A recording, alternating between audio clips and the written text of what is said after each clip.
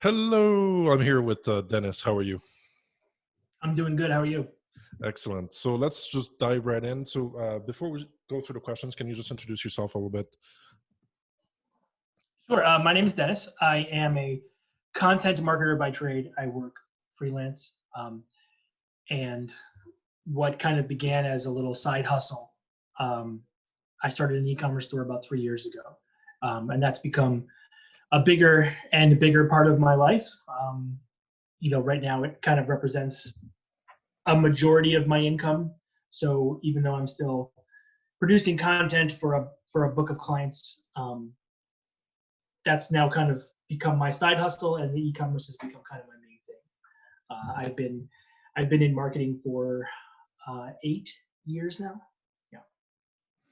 Great. So marketing for 8 years, and then for the last 3 in e-commerce. Yeah. I mean, even that's not accurate. So for a full history, about 8 years ago, I started a drop shipping paintball store Okay. that failed spectacularly. Just wasted a lot of time and money. But it kind of got me interested in e-commerce, and from there I moved into a digital marketing agency where most of our clients were in e-commerce. So I've spent a lot of time studying e-commerce from a few perspectives, but it wasn't until 2017 that I started the store that has been successful today.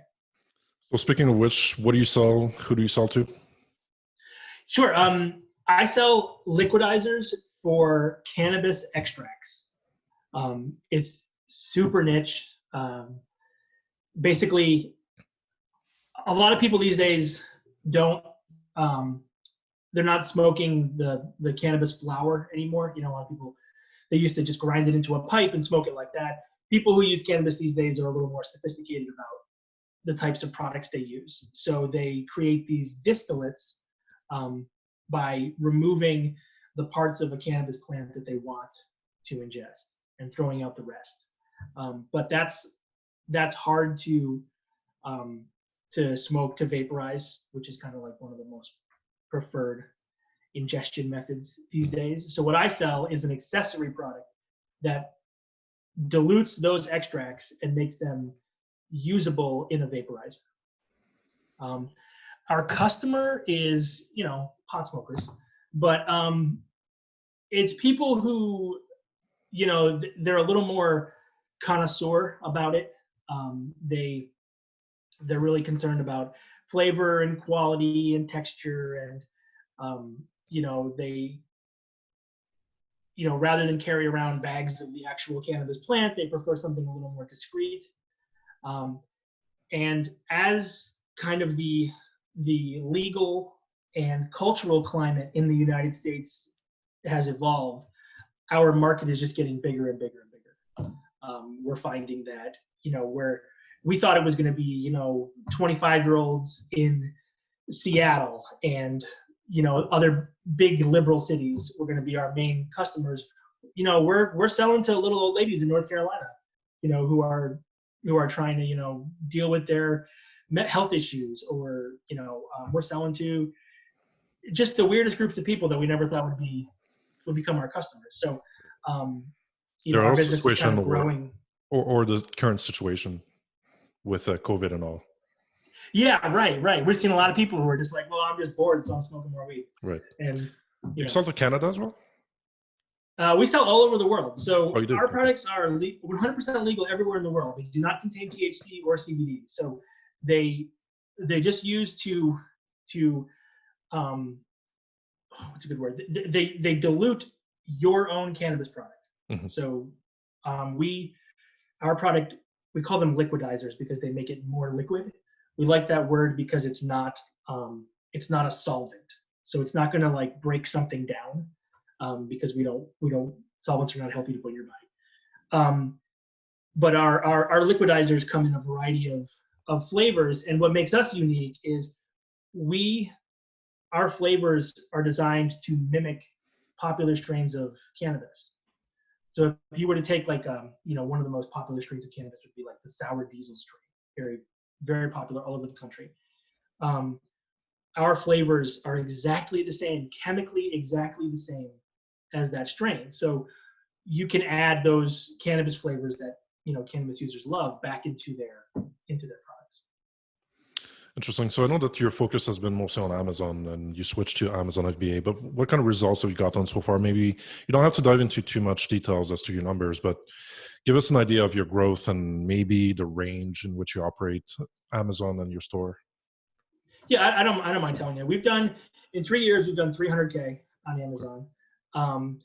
It's in the very beginning, Amazon was an overwhelming majority of our revenue. I mean, I'm talking 85% of our revenue, which terrified us because it's not good to become reliant on somebody else's platform, because you don't control it. And if they were to change, one of their policies, or change how their algorithm works, or how their sales rank system works, or if they just wanted to,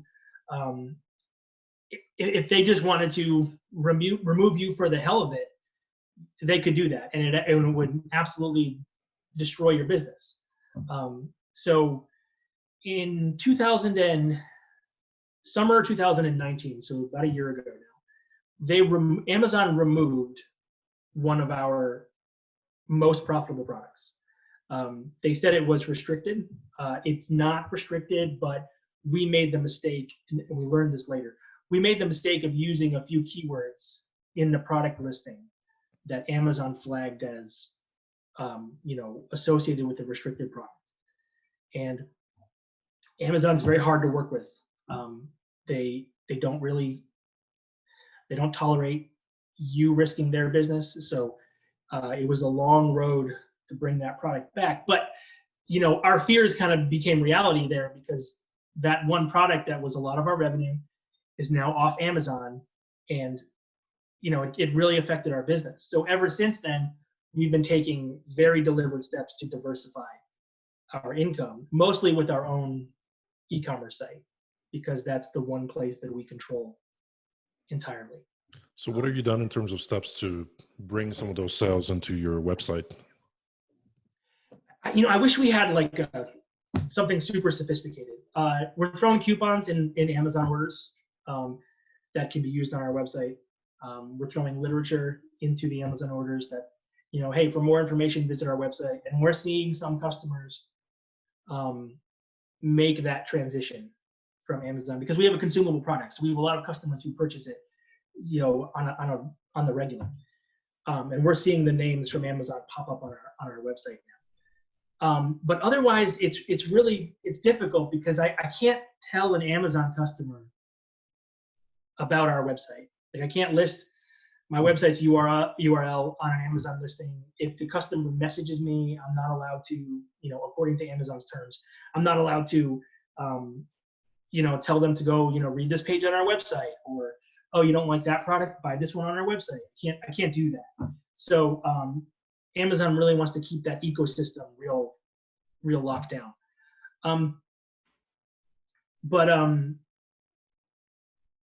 Yeah, that's pretty much all we've done so far. But most of the work of hasn't been moving people from Amazon to our website. It's just been growing our own website, just right. in our other platforms. We sell on Etsy, okay, and eBay, and Newegg, and all that.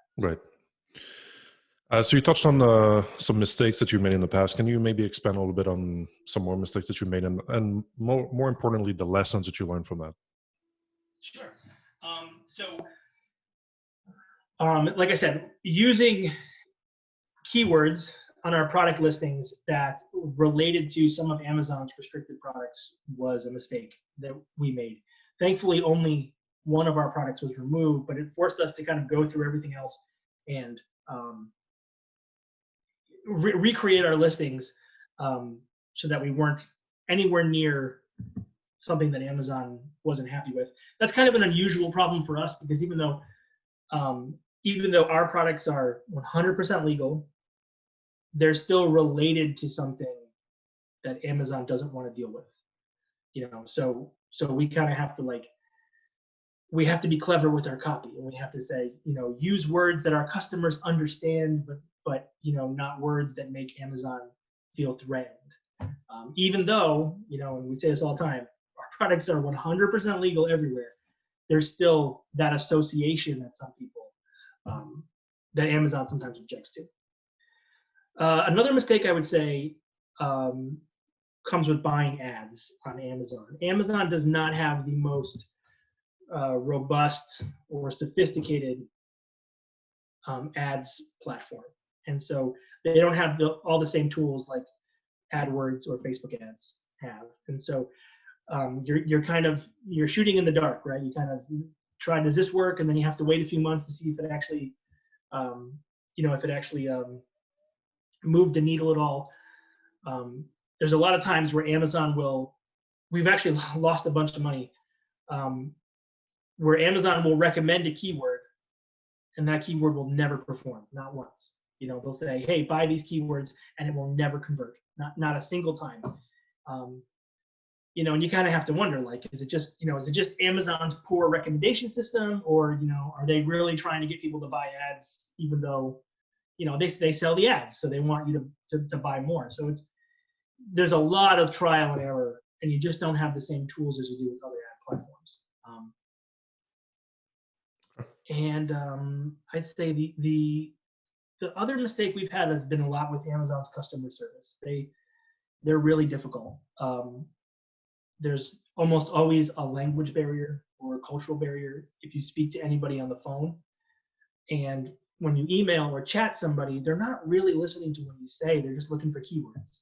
They're looking for you to say a certain word, and then they go and copy and paste from their template, into the email or into the chat. So you have to, I've gone back and forth with Amazon. I can't tell you how many times, just repeating the same question using different words until they actually give me the information I need or solve the problem that I really have.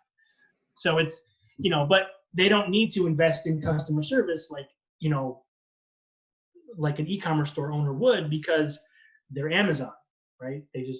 They're Amazon. So, so that's difficult. Okay. In terms of your website itself, what are some of the improvements that you made that kind of moved the needle for you, got you some better conversions or other metrics? On my website or on your website? Amazon? Yeah. I mean, you can talk about your Amazon pages as well. That's fine. A lot of it overlaps. So listing improvements have always been one of the most impactful techniques we found to improve conversions. The listing is everything. Once you have somebody on a product page, that's kind of like, ride or die, right? That's your last opportunity to score that conversion. So that page needs to be perfect. What we have found has been most helpful is, every once in a while somebody will email us a question, or they'll leave a note when they submit their order with a question, or they'll use our chat feature and they'll ask a question. And those are so valuable, because not just because you can answer their question and hopefully get a sale, but because if one person is asking that question, there's a lot of people who have probably thought it, right? And it means that you have not provided the right information for sales. So rather than just answer the question and forget about it, what we have taken deliberate steps to do is to then take that answer and incorporate it into our listings in some way, or use it in paid ads, right? If someone says, how much of your product do we have to use in my extract? That's a sign to me that maybe people aren't understanding that, that how valuable our product is, because you don't need much. So now that becomes email copy. It becomes Facebook ad copy. It becomes, it's even on, there's even customer questions that we've used to redesign our packaging, because, we want them to have that information. And if one person is asking it, then a lot of people are asking it. And we've seen noticeable changes after those listing improvements.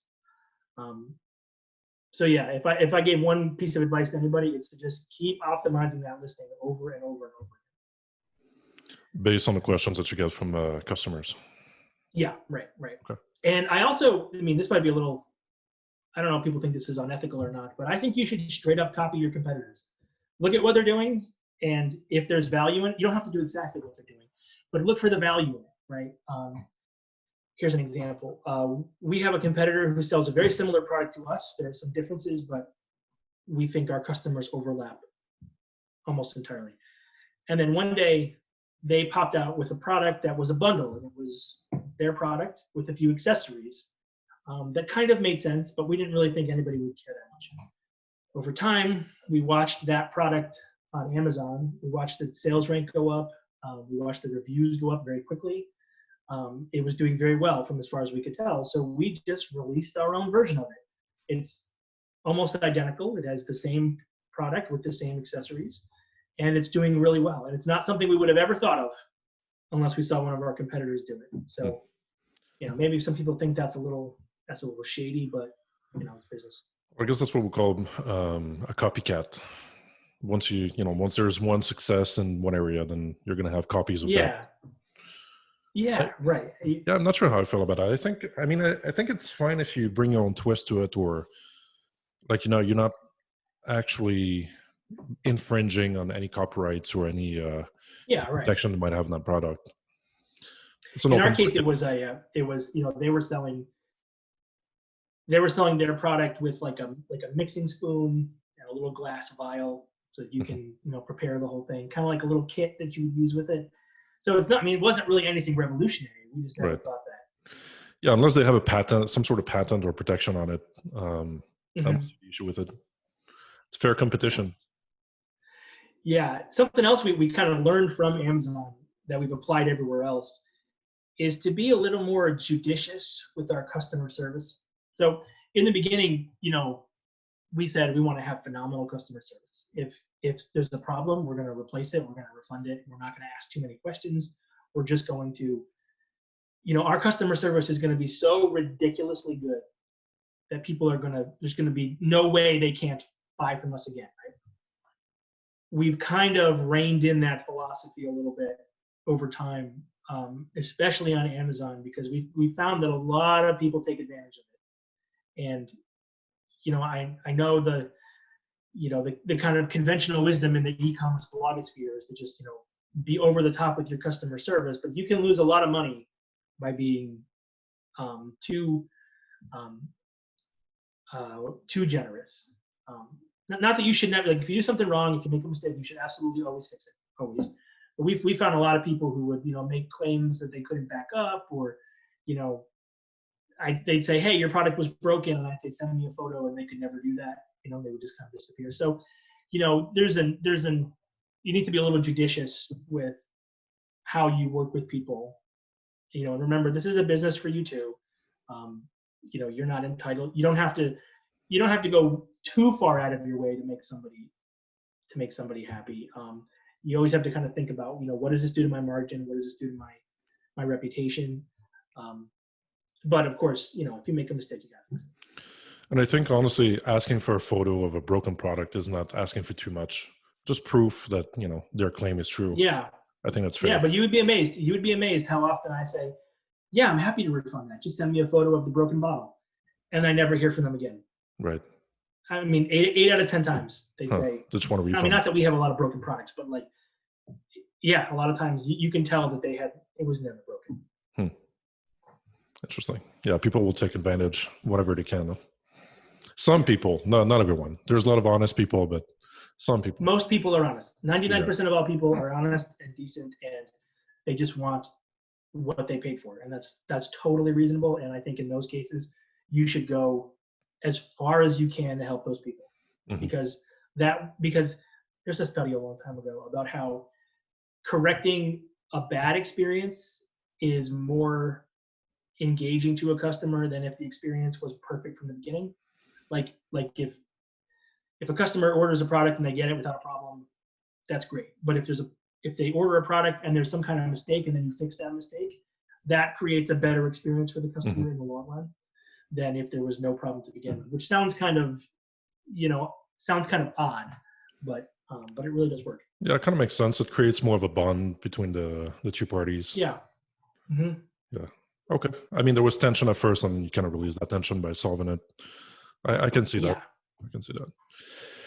Cool. Well, listen, I'm sure we could talk for hours and, keep going and going, but I want to respect your time and keep these short. So I just want to thank you for doing this interview, and I'm going to post it on the group. Thank you so much. Okay. No, thanks, man. All right. Have a good day. You too. Cheers.